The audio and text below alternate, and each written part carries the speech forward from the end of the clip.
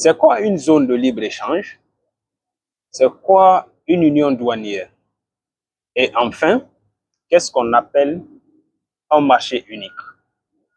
Alors, si vous êtes logisticien, vous êtes responsable supply chain ou vous voulez faire carrière en commerce international, comprendre ces intégrations pourrait vous aider ici à réduire, ça peut être vos coûts logistiques, à vous éviter de tomber dans des problèmes et à rendre vos opérations plus efficaces. Alors, si vous me découvrez dans cette nouvelle vidéo, ou disons dans cet épisode, je suis Jean-Paul Delam, spécialiste en commerce international et en supply chain. Dans cette vidéo, je vais vous expliquer étape par étape comment ces intégrations aident les entreprises à réduire les coûts opérationnels et à faire plus de profit. On se retrouve tout à l'heure.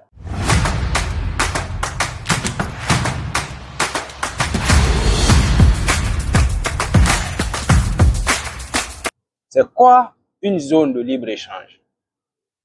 C'est quoi une union douanière? Et qu'est-ce qu'on appelle un marché unique? Parce que tous ces termes ou toutes ces entités nous aident ici à rendre le commerce international plus facile ou disons à réduire les coûts dans un environnement où les entreprises sont souvent exposées à des risques. Une zone de libre-échange. Prenons juste un exemple comme les CAF, la zone de libre-échange continentale africaine, qui est une initiative ici de l'Union africaine.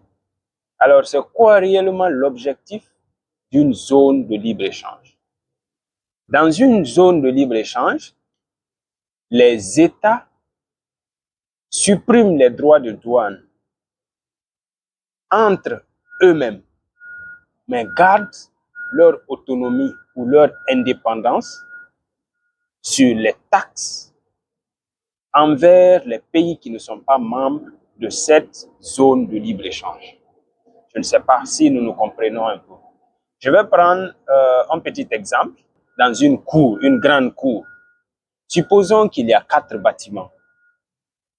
Et dans ces 4 bâtiments, les chefs de famille décident de s'accorder mutuellement des faveurs. Et quelles sont ces faveurs? Ils se disent, bon, Mr. A et Mr. B, quand vous voulez venir chez Mr. C, avec vos marchandises pour venir proposer à ma famille, qui sont mes femmes et mes enfants, vous n'aurez pas quelque chose à payer à la porte. Quand vous venez à ma porte, la porte de mon bâtiment, vous n'aurez rien à payer. Et tout comme moi, quand j'ai des services à proposer à votre famille, à vos enfants et à vos femmes, j'irai aussi proposer ces services sans autant que vous me demandez à la porte de payer quelque chose. Mais vous pouvez me demander ma carte d'identité. Donc, c'est un peu comme ça, les zones de libre-échange commencent. Maintenant, un peu plus loin, toujours dans l'exemple, on a dit que nous sommes dans une cour et que ceux qui sont là sont en train de s'accorder des faveurs. Maintenant, disons qu'une autre personne qui n'habite pas dans la cour, qui est dans un autre quartier, loin de la cour de Mr. A, de Mr. B, de Mr. C et de Mr. D, qui sont dans une cour, dans un autre quartier. Si ce dernier se déplace de son quartier pour aller dans le quartier de Mr. A jusqu'à Mr. D, ceux-ci vont devoir le taxer. Comment ceux-ci vont le taxer? Parce que quand il va devoir rentrer dans la cour, pour aller chez Mr. A va lui demander sa carte d'identité et les colis qu'il a. Et à la porte, Mr. A va lui dire, chez moi, pour que tu entres dans ma maison, il faut payer tel, tel, tel. Il faut payer tel, tel, tel. Et quand cette même personne se dirige chez Mr. B, Mr. B va aussi lui dire, eh bien, vu que tu n'es pas dans notre coût, tu vas devoir payer ça, ça, ça et ça.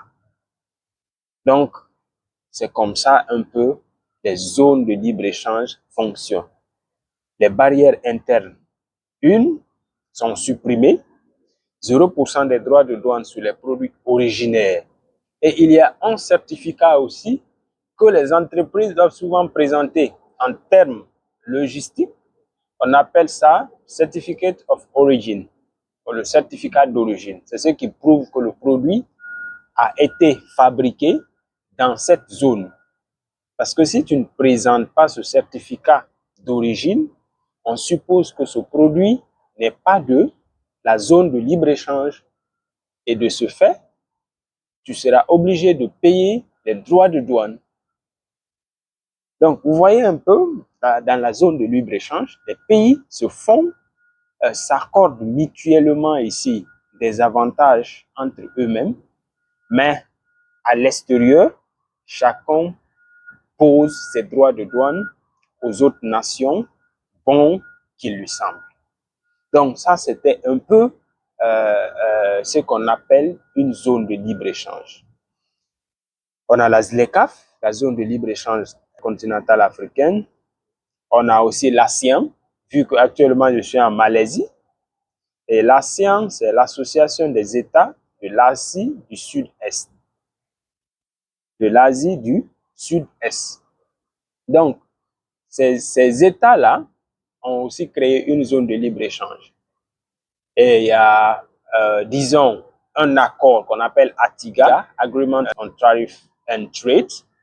Donc, cet agreement-là leur permet ici de faire circuler les marchandises dans la zone de libre-échange, tout en présentant le Certificate of Origin, le certificat d'origine. Donc, c'est pourquoi l'Asie du Sud-Est, les marchandises circulent librement. Maintenant, si un pays comme la Chine veut importer ses marchandises en Malaisie, la Malaisie va imposer ici ses taxes propres à elle-même sur les produits qui viennent de la Chine. Si les États-Unis veulent aussi envoyer des marchandises en Malaisie, la Malaisie va aussi imposer ses taxes sur les marchandises américaines. Donc, les pays sont indépendants. Ça, c'était le premier niveau d'intégration. On fait cap maintenant sur le deuxième niveau d'intégration. Ce deuxième niveau d'intégration, c'est ce qu'on appelle l'union douanière.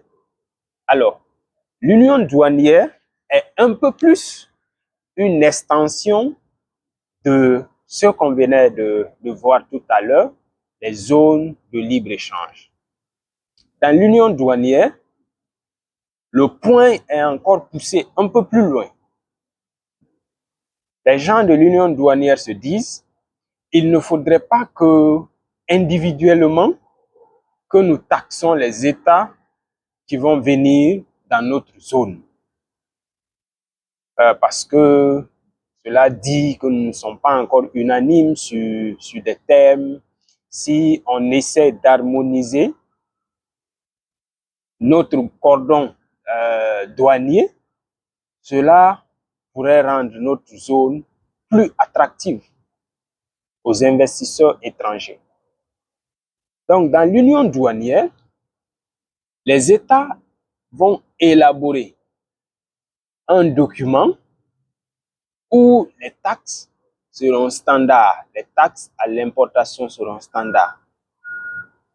Quand un pays comme la France, un pays comme les États-Unis, un pays comme la Malaisie, un pays comme la Chine, si ceux-ci-là veulent, par exemple, exporter leurs produits vers une zone qui est en Afrique et qui est dans une union douanière, ces pays de cette union douanière vont imposer les mêmes taxes sur les produits correspondants. Et au niveau du cordon douanier, on a ce qu'on appelle le système harmonisé, le SH. Ce système, c'est comme la Bible de la douane. C'est dans ce document où on trouve la dénomination de tous les produits, les caractéristiques. C'est comme un peu le plan comptable d'un comptable. Donc, le système harmonisé, c'est aussi le plan douanier de la douane. On trouve la classification de tous les produits à l'intérieur de ce document. Donc, c'est sur ce document que les unions douanières prennent comme exemple et aussi imposent les taxes progressivement. Je vais prendre un exemple plus concret. En Afrique de l'Ouest, on a la CEDEAO. Je disais que la CEDEAO n'était pas une zone de libre-échange. La CEDEAO était une union douanière. Donc, dans la CEDEAO, on a ce qu'on appelle ici le TEC, le tarif extérieur commun. Donc, ce tarif extérieur commun regorge tous ces produits. Ces produits qui se trouvent dans le système harmonisé. Mais dans le tarif extérieur commun, comme vous l'entendez, tarif, ces produits sont recueillis et de l'autre côté, les taxes sont imposées par produit. De 1 ou disons de A jusqu'à Z. Les produits sont identifiés et les taxes à payer par produit sont aussi dans ce TEC.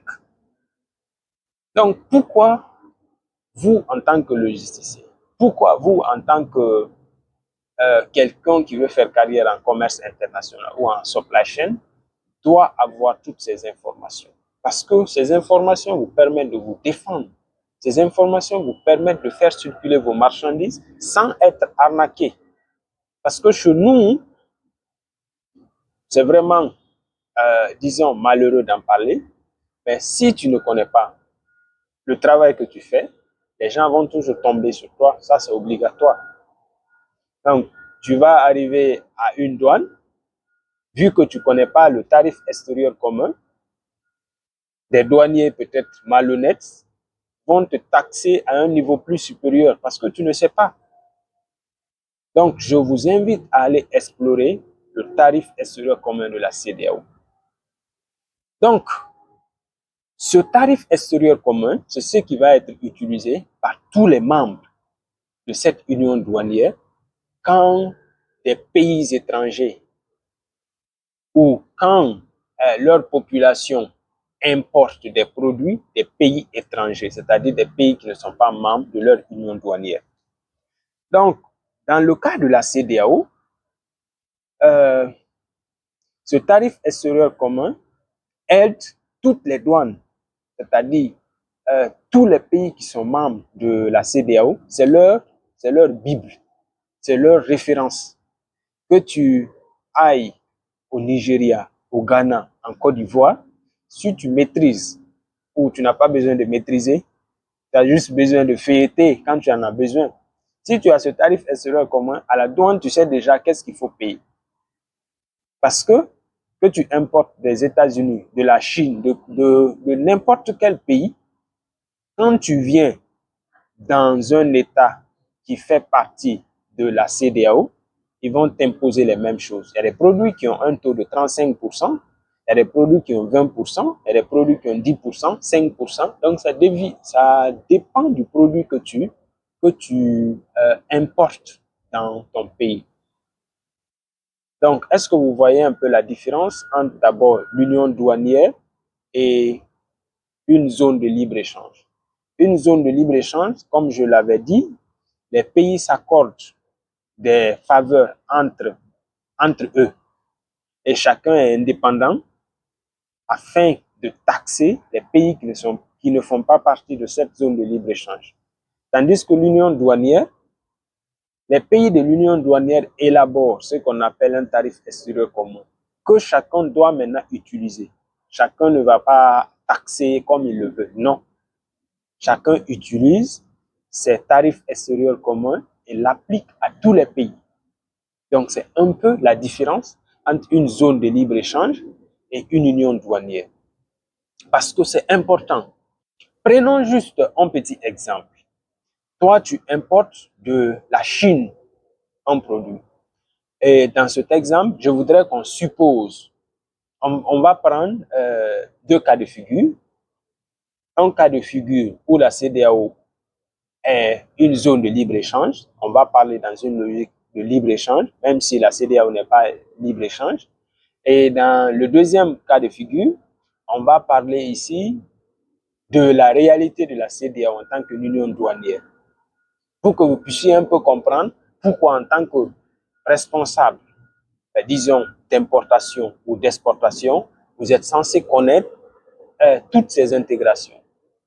Disons que Mr. A, qui est un entrepreneur ou une entreprise A qui se trouve précisément en Guinée, va en Chine pour importer des matériels. Donc, quand il arrive en Guinée, au cordon douanier, si, dans le cas si, j'avais dit on va prendre deux cas de figure, si la CEDEAO est une zone de libre-échange, la Guinée va imposer ses taxes à lui-même.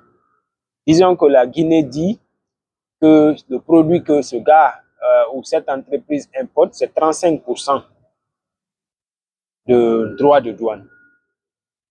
Donc, ce monsieur va payer les 35%. Le produit va entrer en Guinée. Maintenant, quand une personne vient en Guinée acheter ce produit, un citoyen malien, par exemple, il vient acheter ce produit en Guinée et qu'il veut envoyer au Mali, arriver au Mali, la douane malienne va demander ici le certificat d'origine. Et s'il trouve que le produit est made in China, ils vont encore imposer des droits de douane. Et si le Mali impose des droits de douane de 35% sur ce produit, le produit va se retrouver au Mali cher. Vous comprenez un peu la logique? Ça, on est dans une logique de zone de libre-échange. Chacun impose ses droits de douane sur les produits étrangers. C'est pas parce que tu as acheté le produit en Guinée que ils vont accorder ici les privilèges sur ce produit quand ça part au Mali. Non, le produit il est made in China. C'est juste sa localisation qui change. Donc, si tu viens acheter un produit en Guinée qui est made in China et qu'on est, si je dis on est dans une zone de libre-échange, quand tu pars au Mali, le Mali va aussi dédouaner, comme s'il est en train de dédouaner un produit chinois. Donc, si c'est 35%, ils vont taper 35%. Et tes coûts vont être majorés de 35% du prix d'achat en Guinée. Et ce prix d'achat en Guinée est déjà majoré par les 35% préalables que le commerçant ou l'entreprise a payé au cordon douanier guinéen. Donc, le produit va se retrouver au Mali trop cher.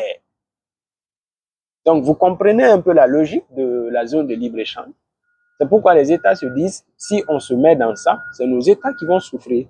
Parce que l'inverse peut aussi arriver.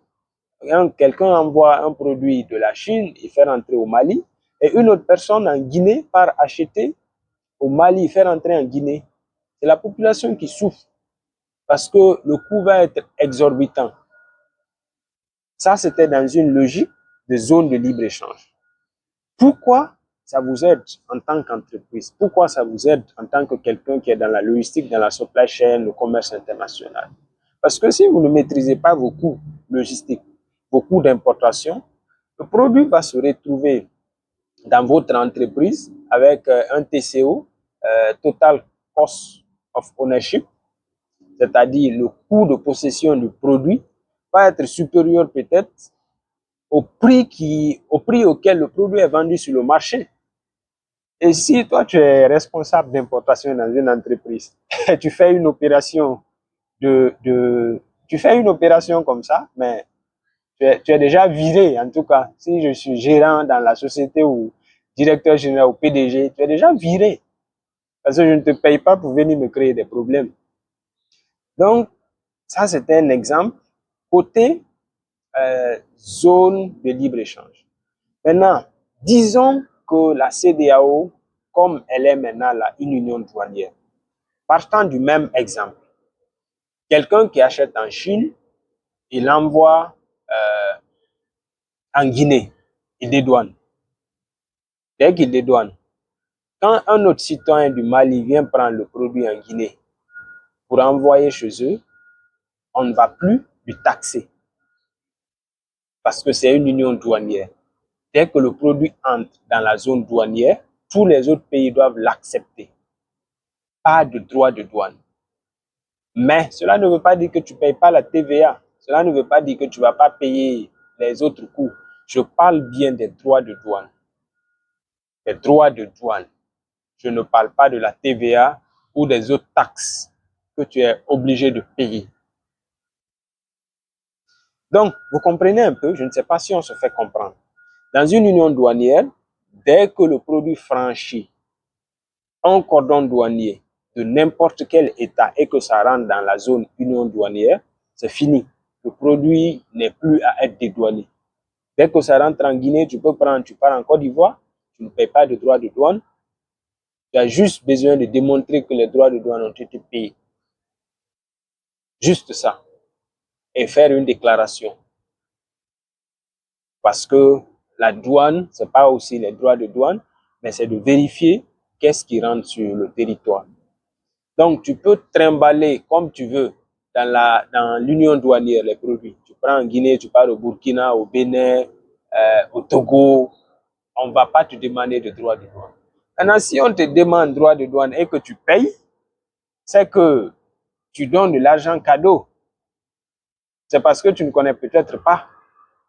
C'est pourquoi il est essentiel que tu puisses connaître, que tu puisses saisir ces informations parce qu'elles sont cruciales. Elles vous réduisent les coûts. Donc, quelqu'un qui ne connaît pas ça, quand peut-être des douaniers malhonnêtes ou des douaniers qui ne connaissent pas aussi vont leur dire, le produit là, quand tu envoies ça au Burkina ou quand tu envoies ça au Niger, tu dois payer ça, payer ça. Et lui aussi, il paye parce qu'il ne connaît pas. Donc, vous comprenez un peu cette logique. Alors, maintenant, on va passer au troisième niveau, un niveau qui est plus avancé, un niveau qui est très difficile à gérer, mais si c'est bien géré, ça aide les États à être productifs. C'est ce qu'on appelle un marché unique. Alors, c'est quoi le concept de marché unique? C'est quoi l'avantage? Et c'est quoi aussi les inconvénients quand nous sommes dans un marché unique? Un marché unique, on va revenir sur le premier exemple qu'on avait pris. On avait dit qu'il y avait monsieur A, monsieur B, monsieur C, monsieur D qui étaient dans une cour. Donc, quand on applique le concept du marché unique, il y aura ce qu'on appelle l'harmonisation des produits, l'harmonisation des services, la libre circulation de ces personnes et de ces biens. C'est que on va harmoniser les standards parce que c'est un marché unique. Donc, si on dit un marché unique, toi, tu ne peux pas accepter un produit et quand ça vient chez moi, je refuse en me basant sur les standards. Non, dans une union douanière, ça peut se passer parce que les standards ne sont pas pris en compte là-bas. Mais dans un marché unique, les standards sont pris en compte. C'est pourquoi en exportant sur le marché de l'Union européenne, qui est un marché unique, le plus abouti pour l'instant dans le monde, quand la France t'accepte ou bien l'Allemagne t'accepte que ce produit répond ici aux standards du marché de l'Union européenne, tu peux faire traîner le produit là partout dans l'Union européenne sans qu'on ne te demande d'inspecter le produit. Parce qu'ils ont déjà un standard, c'est un marché unique. Ça devient comme une zone nationale où tu fais déplacer ton produit d'une ville à une autre parce que c'est standardisé.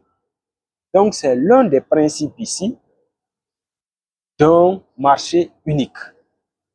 Et l'harmonisation demande d'aligner les lois, les normes techniques. Par exemple, les prises électriques, vous allez trouver que dans des marchés uniques, je n'ai pas été d'abord dans l'Union européenne, mais ces marchés uniques ont cette spécificité d'aligner ces normes, que ce soit prises, vous allez voir Union européenne sur des prises, c'est parce que c'est un marché unique. Vous allez aussi voir peut-être que des diplômes vont être harmonisés.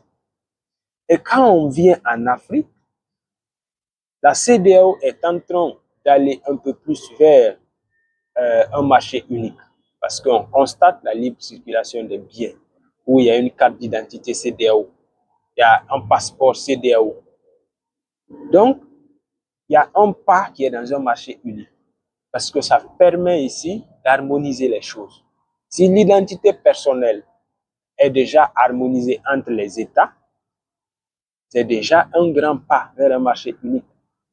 Maintenant, à ce qui concerne les produits, c'est là-bas où il y a problème parce qu'il n'y a pas un standard CEDEAO pour l'instant, à ce que je ne sache. Donc, le marché unique permet aux entreprises d'opérer partout quand le produit répond aux standards de cette zone. Donc, si la CEDEAO pour le marché de l'Union européenne qui comporte quelque chose de 27 États, mais c'est beaucoup. Donc, si ton produit répond aux standards de l'Union européenne, tu as 27 États. Et ces 27 États, il y a combien de millions de personnes qui y vivent? Donc, c'est un grand marché qui s'offre à toi. Mais un produit qui quitte, par exemple, l'Afrique et qui vient en France, on inspecte, on voit que ça ne répond pas aux normes de l'Union européenne, tu ne peux pas envoyer ça ailleurs. Parce que tu envoies ça dans un autre pays, ils vont refuser. Mais si c'est une zone, disons, si c'est une union douanière, la France peut refuser, mais l'Allemagne accepte. Mais c'est parce que c'est un marché unique que les standards sont déjà harmonisés. Il y a aussi des exceptions.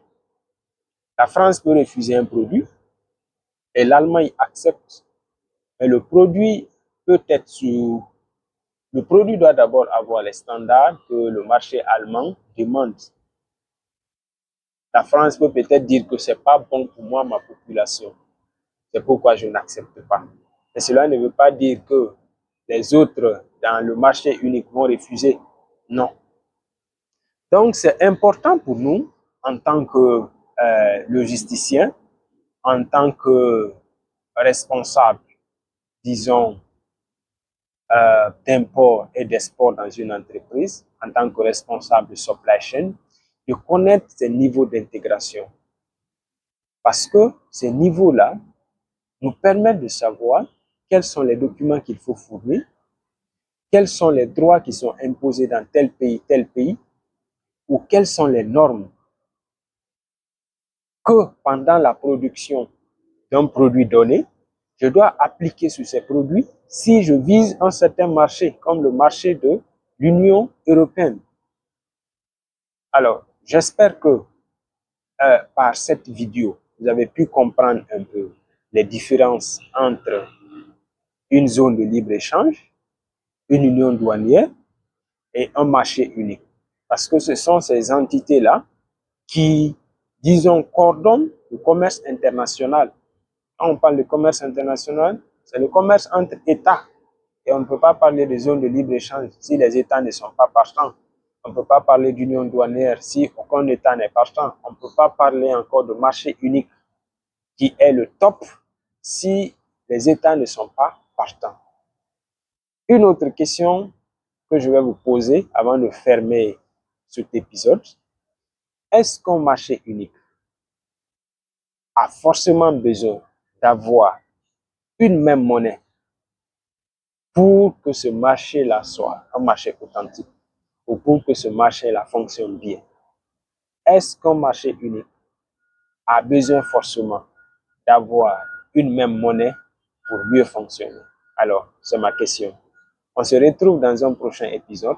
Ici, c'est Jean-Paul, spécialiste en commerce international et en supply chain. Merci et on se retrouve. Ciao.